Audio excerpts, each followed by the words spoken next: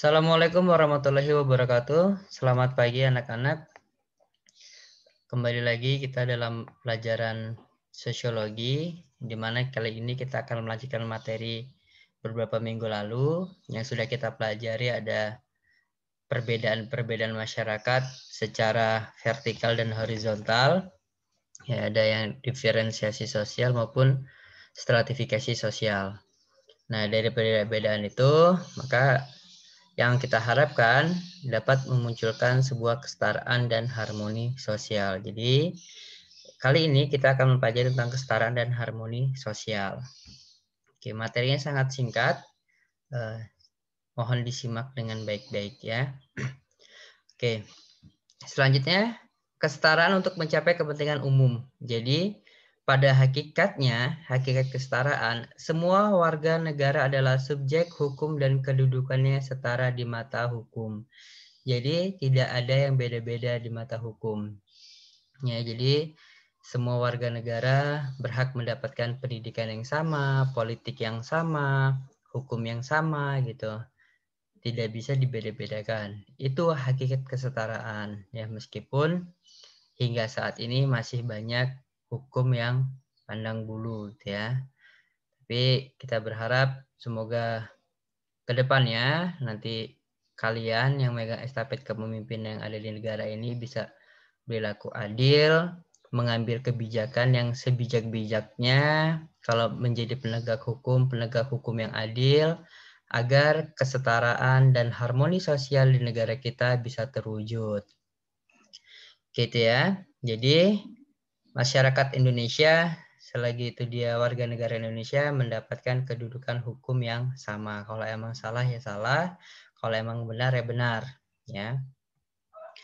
Kemudian ada prinsip-prinsip kesetaraan. Nah, pada prinsipnya kesetaraan yang memungkinkan setiap orang mendapatkan kesempatan untuk memperoleh pendidikan yang layak, pekerjaan, serta dapat menempati jabatan atau kedudukan di dalam masyarakat. Gitu ya. Jadi kalau kalian tadi sudah melakukan usaha-usaha untuk meningkatkan stratifikasi sosial kalian, status sosial kalian, dan kalau kalian layak menjadi seorang pejabat, maka ya kalian berhak untuk menduduki jabatan di dalam masyarakat gitu. Jadi anaknya bupati belum tentu dia bakal otomatis menjadi bupati anaknya. Jadi kalau kalian bisa mencapai itu yang bisa baik dan bisa diterima oleh masyarakat, kalian pun berhak untuk menjadi seorang bupati.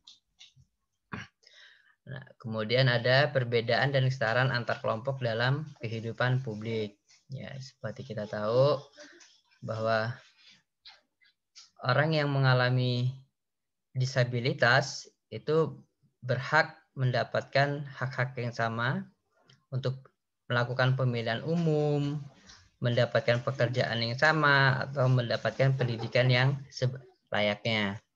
Oke, bahkan saat ini pun sudah banyak olimpiade khusus untuk penyandang disabilitas. Artinya mereka pun yang memiliki kemampuan itu berhak mendapatkan hak yang sama gitu dengan orang-orang yang normal ya. Bahkan ada parkir khusus disabilitas, ada kendaraan umum khusus disabilitas, itu semua sudah banyak. Jadi kalau di pinggir-pinggir jalan itu juga di trotoar itu biasanya ada jalan yang timbul.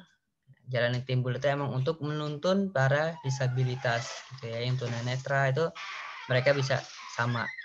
Ya, kemudian kursi di bis, kursi di kereta itu pun sudah banyak yang dikhususkan untuk penyandang disabilitas. Jadi meskipun kita sama-sama naik kereta, tapi ada perlakuan khusus untuk ya, teman-teman kita yang disabilitas. Jadi insya Allah sudah setara lah itu ya. Dan upaya-upaya pemerintah juga pun sudah sangat baik. Fasilitas-fasilitas umum pun dibangun untuk penyandang disabilitas.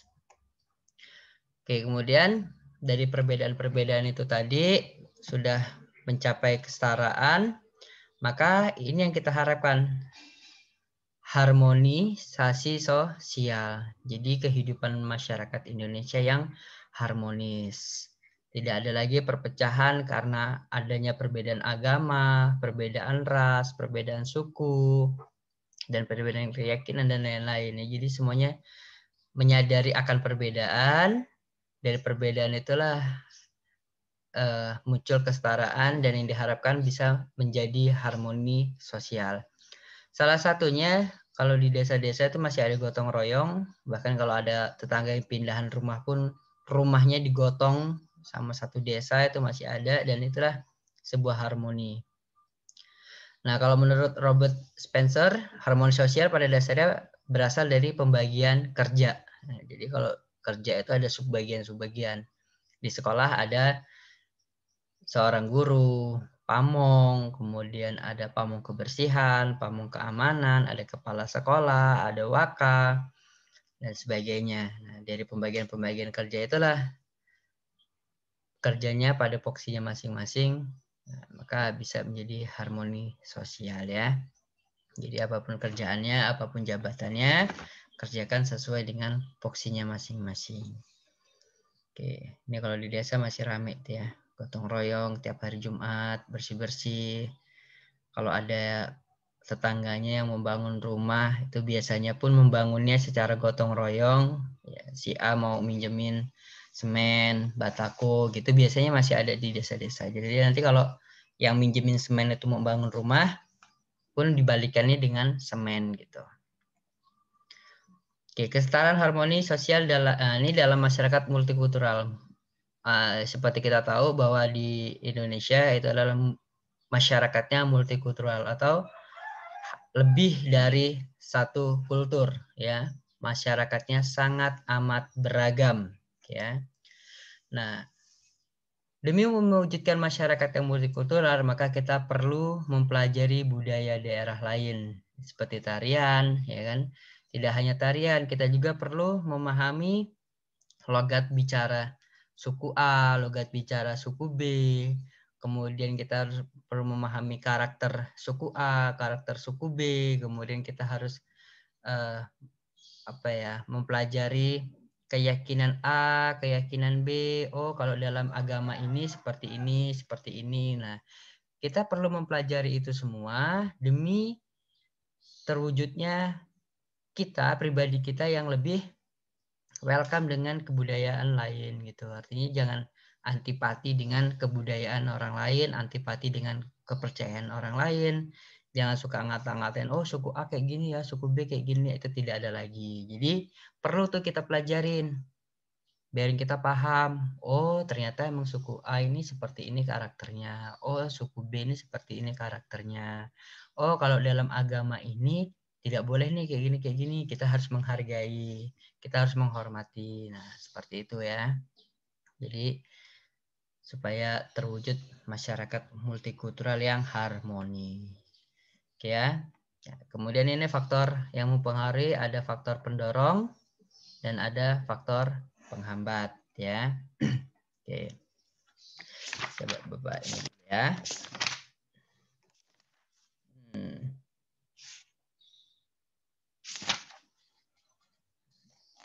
Oke, oh ya, ini ada faktor pendorong ya. Faktor pendorongnya ya itu keinginan masyarakat yang untuk hidup lebih harmonis. Kemudian faktor penghambat itu ya masih tingginya sifat egosentrisme ya, yang terlalu membangga-banggakan suku sendiri ya kan, dan banyak lagi ya.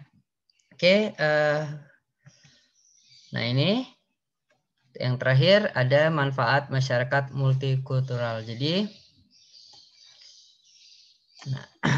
melalui hubungan yang harmonis antar masyarakat dapat digali kearifan budaya yang dapat dimiliki oleh setiap budaya. Adanya alkulturasi. Kemudian memunculkan rasa penghargaan terhadap budaya lain. Kita perlu mengapresiasi kebudayaan-kebudayaan orang lain. Kita perlu menghargainya. Ya, kemudian menjadi benteng pertahanan terhadap ancaman yang timbul dari budaya kapital yang cenderung melumpuhkan budaya yang beragam. Nah, ini budaya-budaya K-pop, western ya, ke barat-baratan, ke Korea-Koreaan itu udah mulai masuk ke remaja-remaja kita, bahkan remaja kita pun sepertinya kalau tidak disadarkan akan kebudayaannya sendiri, itu bisa apa ya, istilahnya bisa runtuh benteng pertahanan kita terhadap kebudayaan kita sendiri ya. Kemudian menjadi alat untuk membina dunia yang aman dan sejahtera. Jadi menjaga perdamaian dunia dengan adanya kebudayaan gitu ya. Organisasi Kebudayaan Dunia ada UNESCO. Nah, mereka yang menaungi tentang kebudayaan, bahkan keris kita, batik kita itu sudah disahkan oleh UNESCO bahwa itu milik kita ya. Jadi harapannya masyarakat Indonesia bisa menjadi contoh masyarakat dunia di mana bahwa kita mampu memelihara perbedaan dan kita bisa jadi perbedaan bisa kita jadikan sebagai kekuatan kita untuk saling bersatu menjadi masyarakat yang multikultural dan hidup harmoni ya. Kemudian yang terakhir mengajarkan satu pandangan bahwa kebenaran itu tidak dimonopoli oleh satu orang atau kelompok saja. Jadi ya namanya masyarakat yang multikultural ya kita bisa menghargai pendapat orang lain ya, pendapat orang lain, kebudayaan orang lain perlu kita hargai dan kita tidak bisa memonopoli ya karena semuanya sudah setara. Oke, Bapak rasa cukup. Ini adalah materi terakhir kita di perbedaan kesetaraan dan harmoni sosial. Next kita akan latihan-latihan soal dan persiapan untuk pelaksanaan ujian akhir semester. Oke, terima kasih. Wassalamualaikum warahmatullahi wabarakatuh.